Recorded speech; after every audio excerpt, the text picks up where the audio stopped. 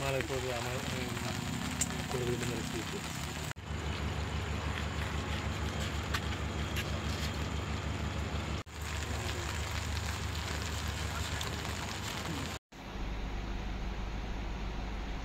আজ আমাদের Agartala জিআরপিএসের sub inspector Pankaj Kumar Das, অন্যান্য মহিলা স্টাফ, ইন্সপেক্টর ওবায়দুর রহমান এবং পার্শ্ববর্তী আরপিএফ থানার স্টাফরা মিলে রেল স্টেশনে অন্যান্য দিনের মতো চেকিংয়ে বের হয়ে বিহারের দুজন, একজনের নাম নীতিশ কুমার, তার সঙ্গে একজন মহিলা যার নাম চন্দা কুমারী, দুজনকে সাসপেক্টিভলি মুভিং করতে দেখে ওদেরকে আটক করে এবং আটক করার পর তাদের যে ব্যাগ, হ্যান্ড ব্যাগ এবং পিট্টু ব্যাগ ওগুলো তল্লাশি করা হয়।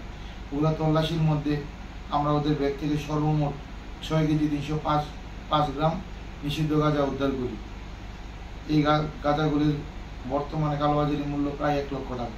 তারা এই গাঁজাগুলি নিয়ে বিহার উদ্দেশ্যে রওনা দেওয়ার একটি দিকে ছিল, কিন্তু আমরা ওদেরকে আটক করি এবং তাদের বিরুদ্ধে একটি এনডিপিএস ধারায় মামলা নথিভুক্ত করি।